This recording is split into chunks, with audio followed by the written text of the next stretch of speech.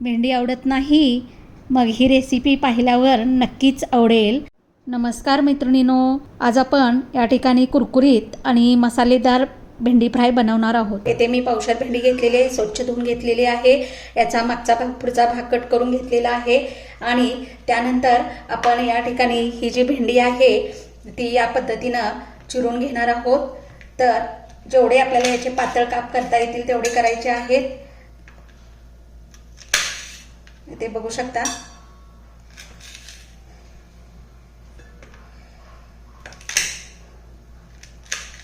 बरोबर सेंटरला कट करायचा आहे आणि पुन्हा त्याचे दोन भाग. तर तुम्ही इथे बघू शकता, अशी ही भेंडी मी कट करून घेतलेली आहे. अशा सगळ्या भेंड्या आपण कट करून घेणार आहोत. तर इथे तुम्ही बघू शकता आपली सगळी भेंडी चिरून झालेली आहे. या भेंडीमध्ये मी या ठिकाणी 2 चमच तांदळाचं पीठ घालत आहे. तांदळाचं पीठ किंवा कॉर्न फ्लॉवर यामध्ये घालून याला व्यवस्थित मिक्स करून घ्यायचं आहे. 1-5 मिनिटं असंच झाकून ठेवायचं आहे. त्यानंतर आता या भेंडी फ्रायसाठी लागणारे जे मसाले आहेत ते या ठिकाणी मी घेतलेले आहेत. आता या चमच्याने 1 चमचा बेसन पीठ, 1 चमचा तांदळाचं पीठ, त्यानंतर चवीनुसार मीठ, हळद, त्यानंतर 1 चमचा कॉर्न फ्लॉवर, त्यानंतर ओवा, लाल तिखट, त्यानंतर जिरे पावडर आणि धने पावडर एवढे मसाले मी या ठिकाणी घेतलेले आहेत. भेंडीला जे तांदळाचं पीठ लावून ठेवलेलं होतं ते थोडंसं सॉफ्ट झालेलं आहे. आता याच्यामध्ये आपण या ठिकाणी सगळे मसाले घालणार आहोत. याच्यामध्ये मी पहिल्यांदा तांदळाचं पीठ घालते आहे, त्यानंतर बेसन पीठ घालते आहे,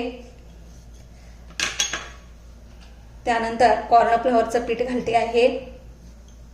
येथे मी थोडीशी हळद घातली आहे, धनेपूड, जिरेपूड, लाल तिखट आणि ओवा थोडासा हातावरती क्रश करून याला घालायचा आहे. त्यानंतर यामध्ये मी चवीनुसार मीठ घालणार आहे. आता हे सर्व आपण एकसारखं मिक्स करून घेणार आहे. आता याला मी हातानेच मिक्स करणार आहे. तर सगळे मसाले याला कोट झाल्यानंतर 1-5 मिनिटं पुन्हा याला झाकून ठेवायचे. 5 मिनिटं झालेली आहेत. पुन्हा हा जो मसाला आहे तो थोडासा मिक्स करून घ्यायचा आहे. आता याला थोडंसं अगदी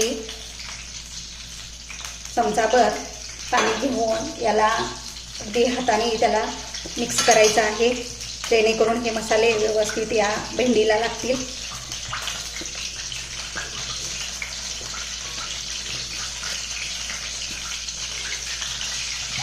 लागलं तर आणखी थोडंसं पाणी घ्यायचं आहे, कारण खाली जो मसाला आहे तो राहिलेला आहे.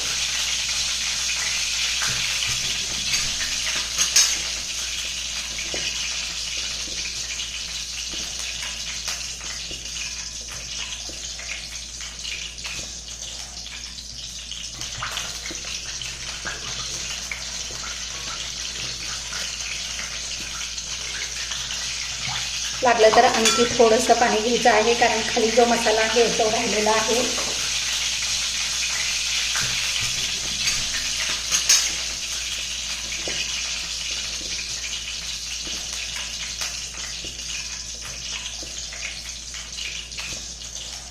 बघू शकता सगळा मसाला आपल्या भेंडीला लागून झालेला आहे. तेल गरम झाल्यानंतर मसाला लावलेले भेंडीचे काप आहेत ते थोडे थोडे घालून मी या ठिकाणी तळून घेत आहे. गॅसची फ्लेम सुरुवातीला मोठीच ठेवायची आहे. एकदम कुरकुरीत होईपर्यंत तळून घ्यायचं आहे. त्यामध्ये जर जास्त बी असतील भेंडीचे तर ते असं घोळून त्याला खाली घालवायचं आहे. तर इथे बघू शकता या ठिकाणी मस्त अशी आपली भेंडी फ्राय झालेली आहे. याला आता काढून घ्यायचं आहे. मी पूर्ण भेंडी फ्राय होईपर्यंत त्याची फ्लेम मोठीच ठेवली होती. आता एकदा तेल कडक झालं की पुन्हा मीडियम फ्लेमवर या ठिकाणी ही भेंडी तळून घ्यायची आहे.